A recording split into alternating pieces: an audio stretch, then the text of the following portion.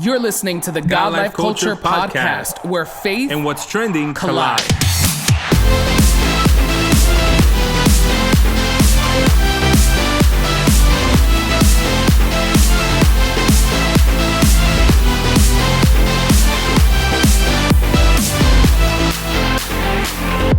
Welcome back to the latest episode of the God Life Culture Podcast. This is Eddie. What's up, everyone? This is Miguel, and we are so happy that you are tuned in to the God Life Culture Podcast for a brand new episode.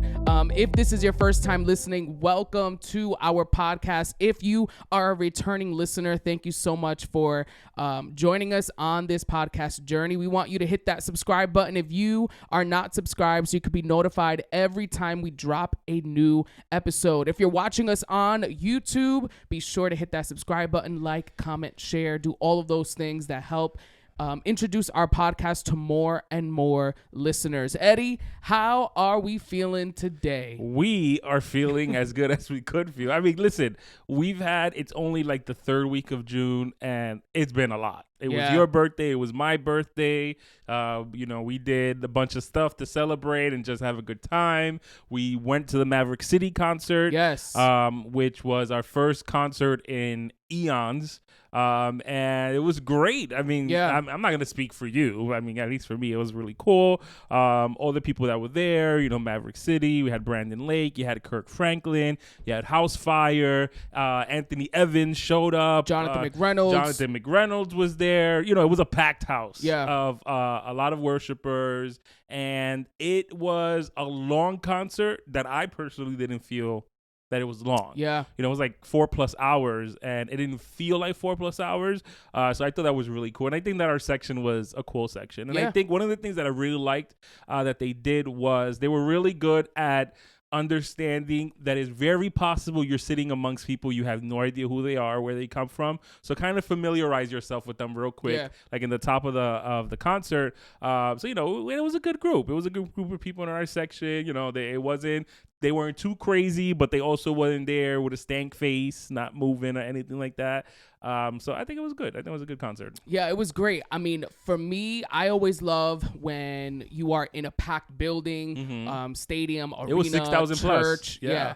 And you just hear everyone singing and you feel the energy of the room and you just see everyone's excitement. I think that is something. That feeling needs to be experienced. If you are just worshiping with people in your church and that's it, I encourage you to go out to a big camp, go out to a concert like that, and just experience the experience of a collective worship, right? Having a bunch of people just belting out worship and praise and songs, it definitely moves you, right? Yes. And it's encouraging just to also know that, you're not alone, that there are other people, on this walk with you. And, one of the things that I loved about the concert as well that I think they did an excellent job in, one was their song selections. I think they chose the songs that, everyone knew. They had a balance of the old and the new, Maverick City and even Kirk Franklin. But I really loved the integration. Right? It was not like it was a Maverick City concert and then a Kirk Franklin concert. It truly was both of them intertwined, right? Yeah. One didn't leave the stage at any point, right? So Maverick City was on the stage as Kirk Franklin sang his stuff. They sang with him. Kirk sang with Maverick City. They talked in between, so I think that's also, really cool to see. They opened up the concert, which I thought was amazing, with I Thank God, right? Maverick City, and then immediately jumped to like a Kirk Franklin song. And that, it was just really cool how they were able to kind of go from a Maverick song to a Kirk song, to a medley of a few of Kirk songs and then a medley of Maverick songs intertwined with something of Kirk. Like, I think it was really good.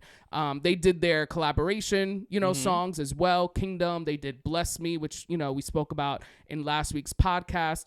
But I think it was, a great concert. And I have to say, Maverick City definitely did their thing. And they, their energy, their heart of worship, their excitement, and all of that is amazing, and it can be felt, right? But I don't know if it's just his longevity, his experience, or what it is, but Kirk killed it that night. And I think, you know, it was funny because Kirk, you could distinguish his background singers, right? From Maverick and his singers. Background singers. There were only 3 of them, right? A guy and 2 ladies. And let me tell you, it sounds like they 43 fooled of them. you. Yes. You thought it was a whole choir, Yes. a whole, you know, group of people singing, and it was just like them 3, Yes. you know, holding it down. Yeah. But it was great, and I think, you know, they did a great job, and I just love their movement and also the attention that they're getting both in Christian circles, non-Christian circles, believers, non-believers, mainstream even. We know Kirk has kind of crossed over into mainstream throughout his career as well. So I think bringing both of them together was definitely a great move. And they also have a new album that came out, right?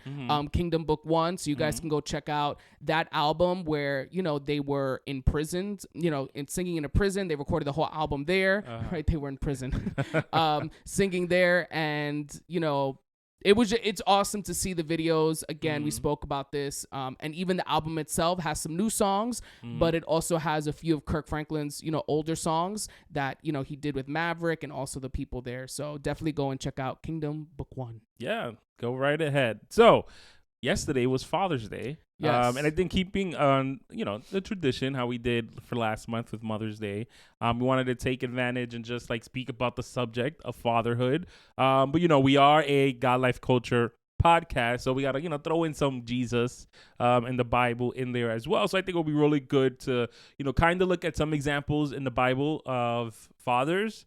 And maybe like a couple of things that we can learn from each and every one of those. I think that, you know, one of the things that we come to understand is that everyone, every story, everything in the Bible is purposeful. So good, bad, or ugly, you know, there's a lesson to be learned from the experiences that are put in the Bible. So why not highlight those men that also were dads, and, you know, let's shout them out and see if maybe, you know, you can envision yourself, or maybe there's a life lesson or a life situation you're going through at the moment that they taught a life lesson on that you could really, you know, apply to your life today. So who else to start with than the first man to be created but Adam, right?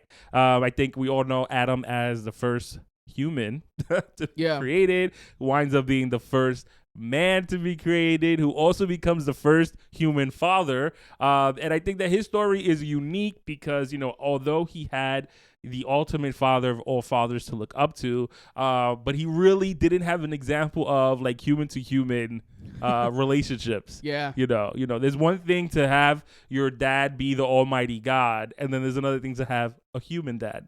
And he is the first human dad to make the mistakes and to do things he wasn't supposed to, and, you know, to kind of like figure it out, and, you know, it kind of, you know, sets a tone for the rest of us. But I think that a couple of things that you can learn from the story of Adam is, you know, that God is looking for fathers who really choose to obey and submit to him.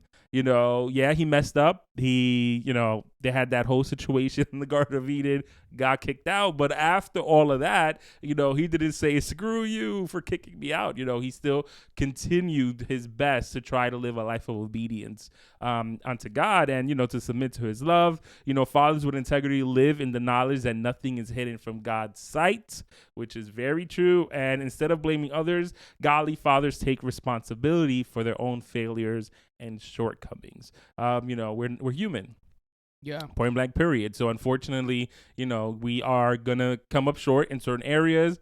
We're going to make mistakes consciously and, you know, subconsciously about other things. And, you know, sometimes it kind of, you know, you have to take ownership of that and be like, you know what, I messed up. Whatever it is, even as a dad, you make mistakes.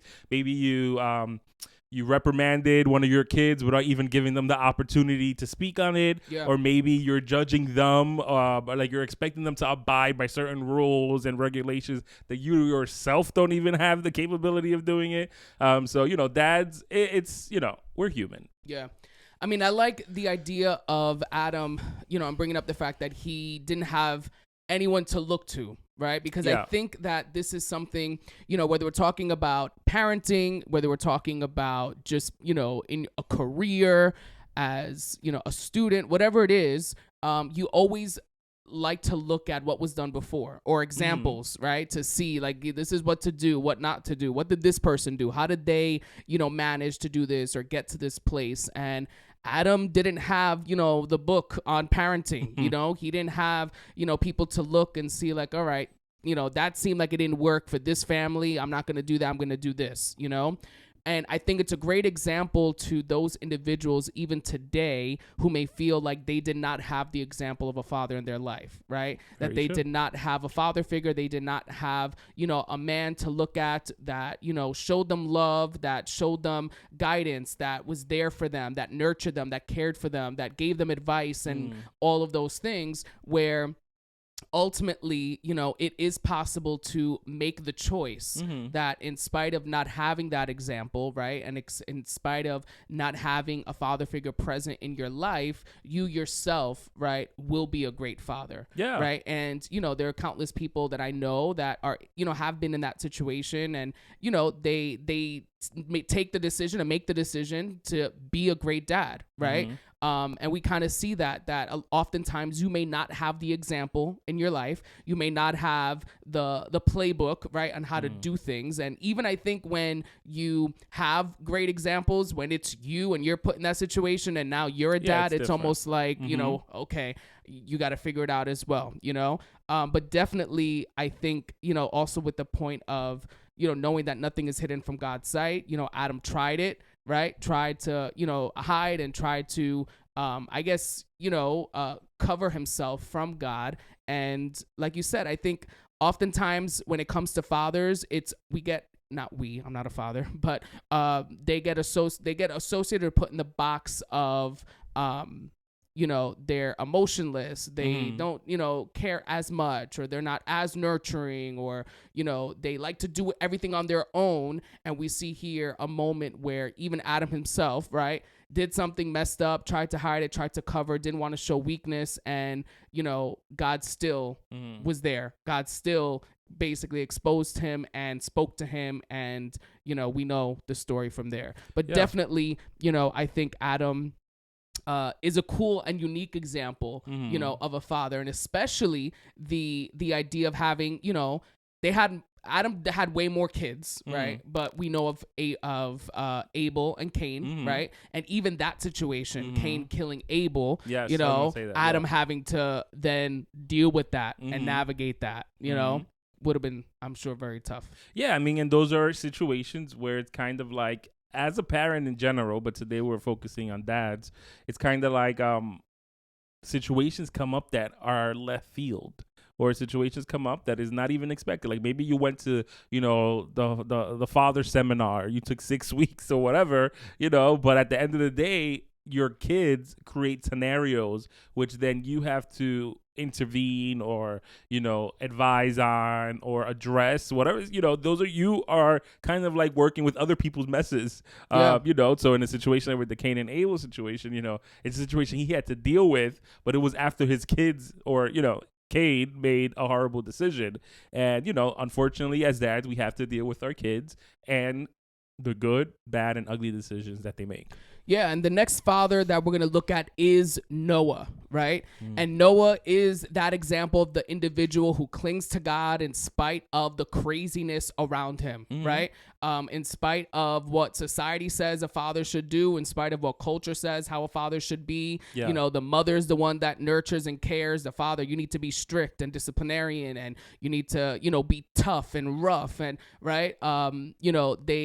They in spite of what culture and society says and the stigmas, they choose, to be the dad that they, know is right to be, right? And Noah was the one that even when God gave him instructions, when God told him this is what's coming, he needed to obey God, follow God's instructions, regardless if people believed him, didn't believe him, made fun of him, accepted the message. And Noah did what he had to do for his family to protect and, make sure that his family was covered. And a lot of times I think, dads are put in situations where they need to do what's right for their family, right? It may not seem like a good decision to someone looking from the outside in. It may not seem like, you know, the best decision, the wisest decision, right? But when you are guided, you know, by God and his spirit, it may not seem right to everyone. It may not seem like that's what you should do. It may not seem like that's how you should raise your kids. But if this is what God is leading you to do, you must obey. Yeah. And it brings me back to, you know, when I was in school, I went to a private school from kindergarten through 12th grade. And I was always a witness to my parents having conversations, whether with certain family members or friends, about why they would have me and my brother in a Christian school and not a public school. And they would say things like, oh, you have them in a bubble. They're not experiencing the real world. You have them so protected. You're so overprotective. And it was always this thing, right, regarding the schooling. Now, public school, you know, in case, obviously, you know, if you don't know, public school is basically like free, right? In a way, like you pay taxes and stuff like that, but you're not paying monthly. You know what I mean? Extra tuition. Money. You're not paying tuition. On top of, you know, whatever you pay during tax season and all that stuff. Private school, you're paying monthly, right? Tuition. You're paying for, you know, books, and you're paying for uniforms and all of that you may not be paying for in a public school, right? And it was a sacrifice for my parents. And I remember there were years where it was really tough. There were years, you know, then for about I can't do math, so I'm not even going to say that. But for a while. That's private right? school education. Yes, you notice that? Yes, that is not. But, you know, my brother was also in school then. So then it was like me and him, you know, for years. Then when I graduated, he still had 5 years, you know, to go and all of that. So it was definitely a sacrifice, but they did what they felt God was leading them to do. And every year, though times may have gotten tough, some years more than others, and, you know, God always provided for them, you know, to send us to that school. You know what I mean? Now, could we have gone to public school? Absolutely. Could we have been fine at the end of it? Absolutely. Yeah. Right. But this is the story and the trajectory that God wanted my parents, you know, on and wanted for us. Yeah, and that's okay. Yeah, so absolutely. It brings me back to, you know, just hearing those comments growing up of people saying those things. My parents sticking to their guns, like, okay, that's you, but this is what we're doing. Yeah. And thank you. Yeah. Listen, that reminds me, nothing as big as that, but that reminds me when our first son was born.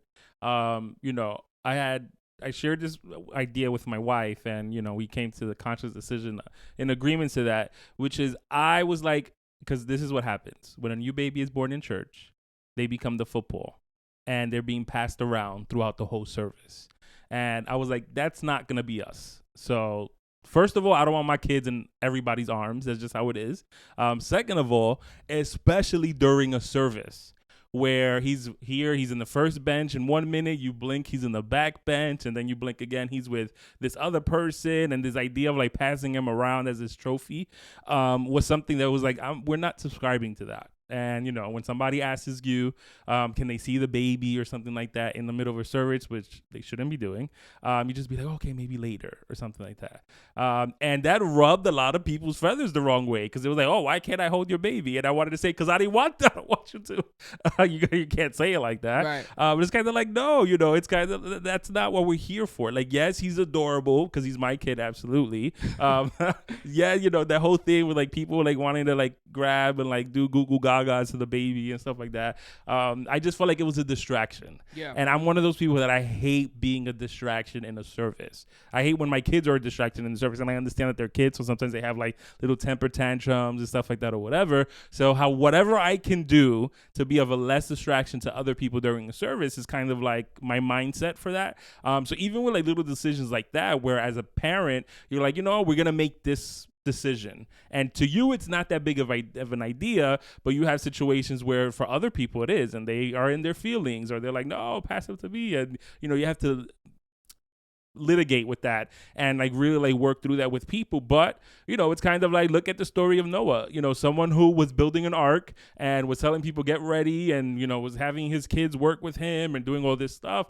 and people were looking at him like, why are you doing that? You guys are crazy. He kept on doing it. He kept on doing his thing. And it's kind of like, you have to do that as a dad, whatever you think is best for your family, for your kids, you know, regardless of what other people are saying, and they're saying, you're crazy, or you're too overprotective, or you're too this. you look at them and you be like, that's the decision I'm making, and you keep it moving. And at the end of the day, you do what's best for you and yours. You know, your first ministry as a dad is your home, is your family, and God is going to call you accountable for that. You can't go to him and be like, yeah, but I was listening to Mindy and she told me I should do this. Or I was listening to, to Frederick and he told me. Like, he's going to be like, no, but I told you, or I put this in your heart to do it a certain way. Why are you listening to other people? For sure. Yeah. So that was a cool tangent. So moving on, we have Abraham, this father of a nation. And Abraham's story is a little crazy, especially when you look at his situation with his son Isaac and, what God had demanded from him in reference and going on that same train of thought. When God is asking you to do something in reference to your kids, and his story is wild, and, I'm almost banking that God isn't asking anybody to do this now in 2022. But the idea of just, being obedient to God, even though you yourself think the idea is crazy. So it was like, we were talking about the whole situation, how, your parents made your decision. I made my decision as a father. I didn't think my idea was crazy. Your parents didn't think that their idea was crazy. Now, what do you do when you feel God is tugging you or telling you to do something and you're like, that is crazy, I don't know if I should do it? Look at Abraham. He's an example of someone who, even though the situation seemed like wild, he was obedient, and he was like, all right, Lord, if you're telling me to do this, it's for a purpose, it's for a reason, and I'm gonna trust that you are gonna do what you have to do at the end. And he's an example of that. He's the type of person that God, is looking for fathers to be people of genuine faith. Like, Lord, this looks, I don't know what's going to happen, but I trust that you're in control. He wants people that understand that God's purpose and plans are revealed in phases over a lifetime of obedience. And that is a doozy. Yeah. I think we can definitely learn, whether you are a father or aspiring to be a father, right, from Abraham, and the idea that Abraham had Isaac, right? And Isaac was the promised child. This was the child Abraham waited for, right? Although before Isaac, we have the whole, Ishmael situation and all of that. I think Abraham learned, after that, and God had mercy and grace. Mistakes. And, he was human. He did his own thing. But Isaac was that promised child that I'm sure there was a special love for Isaac, right? But I think oftentimes, and we've seen it, where there are parents whose children are, and I don't want to say their world, right? Because, you love them and everything, but their children, it's like a love, almost like this excessive love, right? And where even their children kind of become idols to them, you know what I mean? And it's almost like the reminder of, yes, you can love your children to death, right? But your love for God has to be priority, right? Your love for God has to be number one. And, we have seen even in the example there in the Bible, there are examples of, people who kind of, let their children do whatever. And even when those decisions were horrible, right? And then we see the consequences of that, right? We look at the prophet, right, in the Bible, Eli, who went through a similar situation with his kids, and it wasn't good. And I think not that this is what God was teaching Abraham in this moment, but it's almost like, Abraham, the father, are you willing to sacrifice this son, right? The promised child. Are you willing to obey me and put your love for me before the love for your child, And I love what God does, because I don't think we serve a God that is out to get you, to kill people in your life, out of in his name, and, to show that you love him more, and is going to, put you through situations like that. So I love how in that story, it's not like Abraham had to do that. Right. And we see then he had to recover and all, right. It was therapy, almost like, that, right. It's like God was trying to teach Abraham a lesson, but then, didn't allow for that whole thing to go all the way to the end, and I think it's just important for us to, have that in mind, that even the love that we have for our children, it's so hard talking about this. I'm not a dad, but I keep saying ours, and but prophetic, just know, prophetic. yes. But the love that, you would have for your child, right? your love for God has to be even greater. And God's love for both you and your child is even greater than the love you have for your child, you know? So definitely Abraham is one, you know, to look at, right? Then in talking about Abraham, we have Isaac, right? The son of Abraham. And think about the footsteps and the shoes Isaac had to fill in a way, right? Having Abraham as your dad, and here you are, Isaac, the promised child, the one that I'm sure a lot of people were looking at and had eyes on, right? And, you know, you have Abraham, who is such a good leader, and then you are next in line. You know what I mean? Having gone through the experience of almost being sacrificed and killed, you know what I mean? But learning that, you know, early on, Isaac, I'm sure, had felt that pressure. Yeah. Right. And I think that there are dads out there who may also feel that pressure, maybe because they feel like their dad was great and amazing and like they almost need to live up to that, or just the pressure of, you know, being a great dad because you didn't have a great dad, and you have that pressure of just wanting to make sure that your child knows that you love them and that you're there for them and that they're protected and all of that.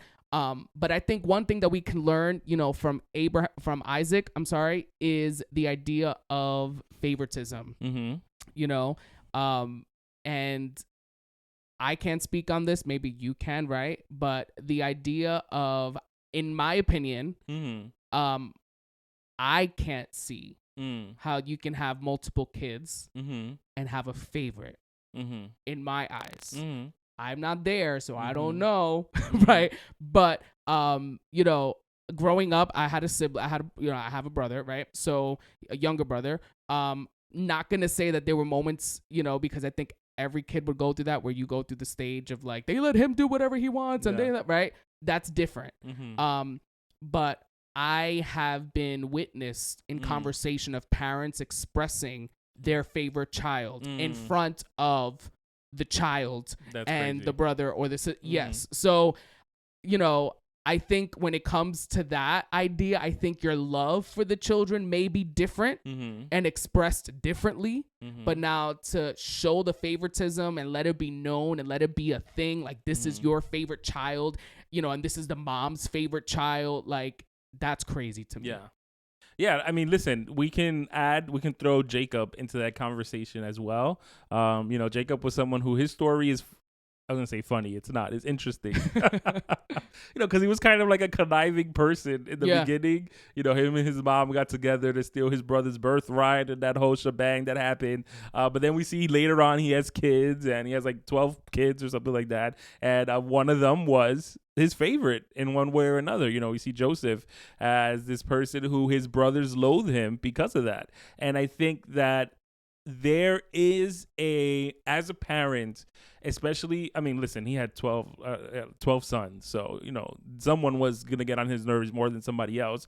But then I think that as a parent, you may find yourself having a lot more in common with maybe one of the other kids. You know, maybe you're really into sports and one of your kids really loves sports as well. So maybe you spend a lot more time with them with that area. You go to games together, or you play, you know, ball in the yard a lot together, and your other kid doesn't really, you know, that's not their vibe. But that's where wisdom comes in as a parent.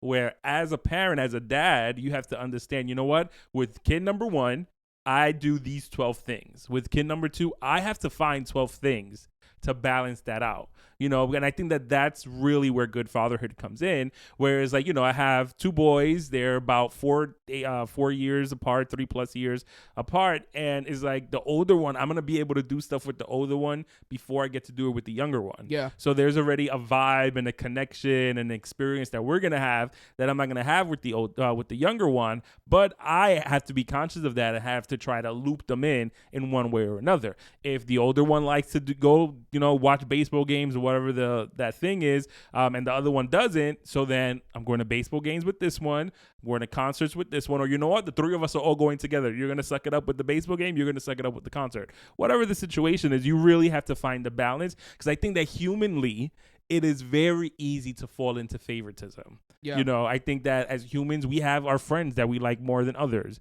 You know, we have our people that we like more than others. Why? Because we maybe share more common interests, or maybe it's a personality thing. You know, maybe you're very outgoing and one kid is more outgoing than the other. So then you find yourself, you know, doing more things with one versus the other. You know, you just have, as a great parent, mother or father, you really have to be conscious of those things, because those are things that pile up over time and the kids are going to notice. And, you know, I think that in family dynamics, I play around a lot. I have 3 other siblings, and I'm the favorite. I always I'm throwing that out there, you know, playing around or whatever. But the reality is, it's really a tie between me and when we stop.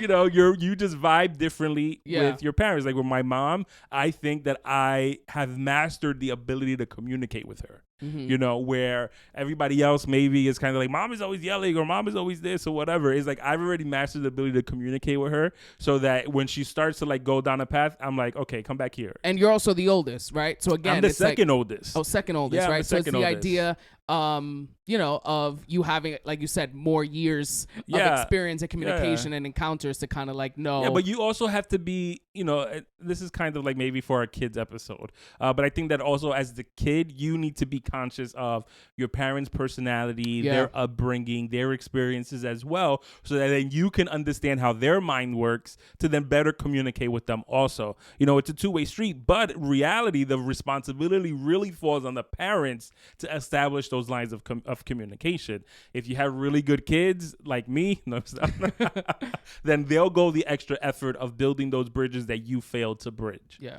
So for sure. Yeah. Then we go to Moses, right? Yes. Moses was this father that when you look at, right, from the beginning of his life, right? Anytime I think of Moses, I think of the Prince of Egypt, right? I picture the scene where the mother is placing him in the basket, throwing him in the Nile River, placing him gently, crying, right? In the Nile River, right? Crocodiles, alligators, whales, all of that, in the river, whales in the river, yes. Going, you know, and him being okay and protected, you know what I mean? Then I think of him and the burning bush situation. Then I think of him parting the Red Sea. Like what, right? Almost like Moses being this larger than life, invincible of a person that I think oftentimes fathers, right, you know, can carry that kind of burden or pressure of needing to have all the answers, right? Knowing a lot and having a lot of wisdom. Like, you know, even for me, right? And when I don't know something, when I have questions about something, when something happens to my car and I just need you know, what is that again? How do I deal with this, right? Or just adulting stuff when it comes to taxes and, you know, registering for your license again. And you have all these weird things that you have to do, right? It's like, you know, how do I do that again? And I'll call my dad, you know what I mean? And I think as a kid, it was the same thing. The idea that my dad will know, you know, my dad will have the answers and all of that, right? My dad was great at telling me things and giving me answers and whatever, but he was also the one that would be like, look it up or go find out, go ask, call them. And I used to hate, I mean, I still do, talking on the phone, right?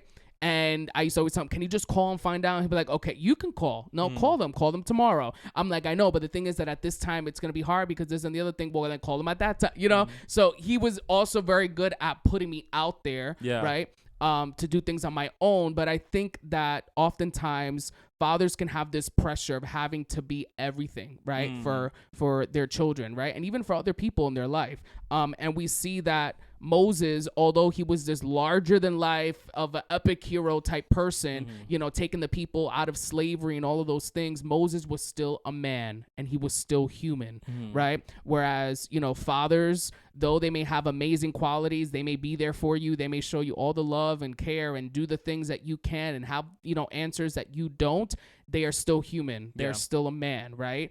And no one, right, can completely follow God perfectly. You know what I mean? We make mistakes and we have flaws. We all need a savior. So I think Moses is a very good example of that father who made mistakes, God used greatly, and he did amazing supernatural things. But we have that reminder that even through all of that, he was called, he was anointed, had encounters with God, but he was still human. Yeah. Absolutely. And, you know, we can jump right into David, you know, someone who has the epic stories in the Bible. You know, you think of David, you think of David and Goliath, you think of David as someone who was, you know, fighting bears and lions and tigers. Oh my, like, you know, that whole situation. And, you know, imagine him as a man who is someone who maybe had, you know, grew up in relatively, you know, he was a shepherd. That wasn't the fanciest thing he could be doing or whatever, but had a really cool trajectory in life of, you know, really dangerous situations, really complicated, tough tasks that were given to him that he was very successful in. Yeah. And he was, imagine being David's son and bragging about your dad fighting a lion with his bare hands. Yes. You know what I mean? What did your dad do? Yeah. You know? Like he got a mouse this morning. Right. You know, but with all that being said, he also had some epic fails as well. You know, he kind of organized the murder. He was an adulterer. He did, you know, it's like there's stuff in the mix of all the great things that he kind of messed up in because of his humanity. Yeah. And I think that that's something that is a very key factor that the world really needs to be okay with understanding that dads are humans. I think that, you know, and with that, I mean that the idea of, you know, they could be successful. They could be people that work a lot for their family. They could be people that are always there to fix whatever mess is happening with whoever and all that other stuff. But they're also human. Yeah. So with that comes human emotions. With that comes struggles. With that comes, you know, moments of needing a break or rest, or moments of needing to be counseled themselves, or moments, you know, like give them their props in whatever situation. But also understanding they're going to mess up. Point blank, period. Unfortunately, you know, as a dad, that doesn't give you automatic like immunity to messing up. Yeah. You know, you're going to mess up, whether it is in how you do something and how you say something and how you attack a situation, or maybe you do something you're not supposed to be doing. But at the end of the day, you know, what we can learn from the story of David is, you know, someone who, you know, look at David as an example of someone who understood he had to go to God. Mm-hmm. Who knew that even in the moments that he messed up, that he can go to God with his situations. Because I think that as a dad, you want to establish that as an idea in your family. Where, you know what, when I mess up, I go to God and, you know, I speak to God about it and he helps me and he guides me through those situations. Because in a way, you kind of want your kids to be able to do that, to go to God with their situations, but you also want them to go to you. Yeah. You know, so if you don't create that environment where, you know, your kids could be doing awesome and then one day they mess up, that they can't go to you, then who are they going to go to? Yes, they can go to God, but then what if they go to somebody else? So, you know, as a dad, you really want to establish that idea that, listen, you know, I'm human, I mess up, I try my best, but when I mess up, I go to God, and, you know, you can come to me and we can go to God together and, you know, really create that idea in a family setting. Yeah, and I want to speak on this, but obviously it's not my experience, right? Mm-hmm. So I know every situation is so different, right? But I have seen fathers who maybe weren't the best fathers, mm-hmm. right, to their children, and their children kind of grow up with, you know, a negative, you know, father experience, right? Mm-hmm. Maybe the father was completely like disconnected from them, but then there comes a certain point where the father wants to kind of step back into, you know, the child's life, right? And kind of, you know, they're regretful, they're sorry, they feel guilty, and all of those things and feelings, right? And I think that, again, every scenario is so different, right? And has to be handled accordingly. But I think one of the things we see here with David is the idea of redemption, right? And how David, even through all of his sins and his mess ups, right, suffered consequences, yet at the end, right, it was a redemptive story. Yeah. And we see that even till this day, right, being known as a man after God's own heart, even though he was a murderer and an adulterer and a liar and all of these things, God still was able to redeem him and change his story. Yeah. So I'm sure there are fathers out there who, for whatever reason, were not the best fathers, right? And they did not do the right thing.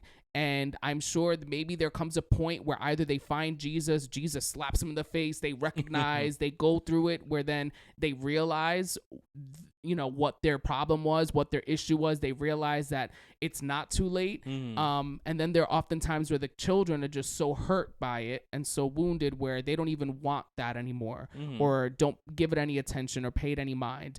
But then you see the families and the children who give their dad that chance, right?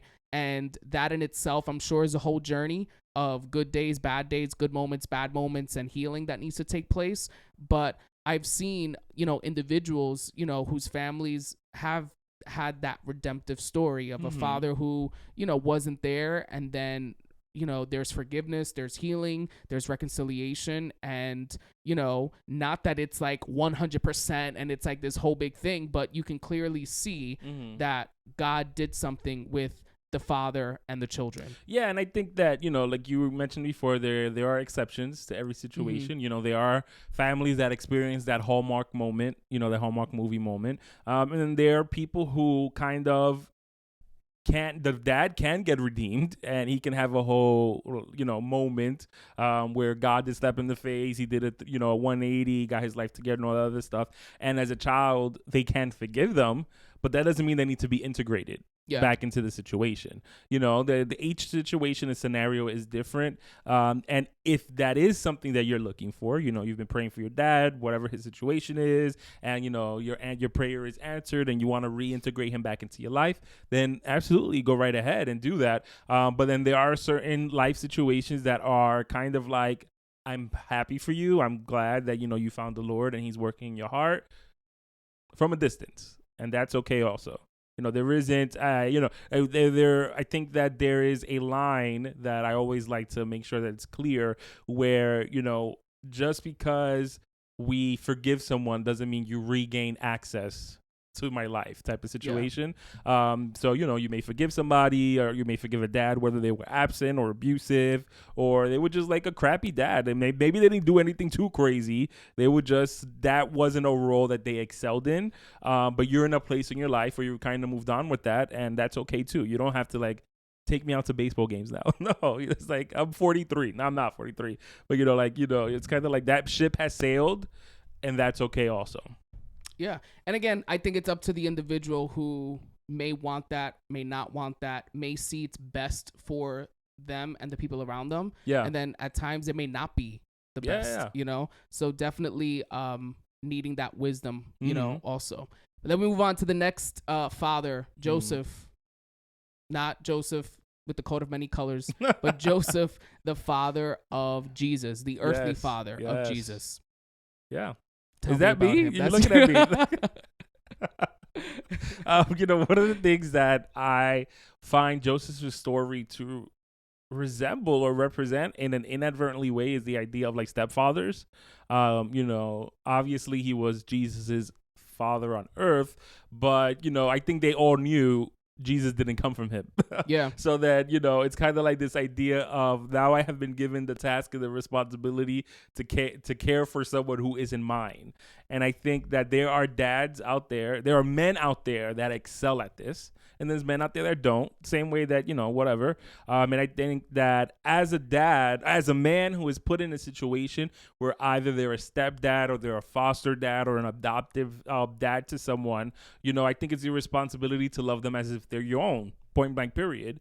That idea of, he's not one of mine, so I'm just gonna like really pay attention to the ones that are, that's messed up. And that is not right. That is not godly. That is not, what God has called us to do. Never in the Bible doesn't speak a lot about, the relationship between Joseph and Jesus, but you do see that he picked up his trade. He was a carpenter as well. And in order for something like that to happen, that means that there was a connection there. There was a relatability factor. There was moments where they bonded and they, he taught them together and all that other stuff, so that is an example of a man who saw a situation that is not a situation that everybody else is going to go through, but is a situation in which he was put in to take care for the child that wasn't technically his, and did his best in that situation. Yeah, and also facing the disgrace, right, of the whole situation and how Jesus came about, right, Yeah. and him and Mary and that whole thing, right? They were disgraced before their people. You know what I mean? How many times did they have to flee and trust God in that process? And Joseph kind of being the head of that family, I'm sure there was a lot of pressure, right, Yes. and a lot of concern and worry. But, we see the redemptive, story at the end, and we see how God was in it, right? Yeah. And, ultimately leading up to the ultimate father, right? God, the Father. And God the Father resembling and reflecting all of the characteristics of the perfect dad, you know what I mean? And beyond, right? Characteristics and qualities, traits that we can't even imagine or think of or, even fathom, right? Just how great of a father he truly is, I think of the song Good Father, you know what I mean? And it truly is a true statement, right? The idea that when you think of your own dad, right? And although, your dad may have been awesome and amazing and, just the best, I'm sure you can think of moments where he wasn't, right? Or moments where he said things he shouldn't have or acted in a way he shouldn't have acted.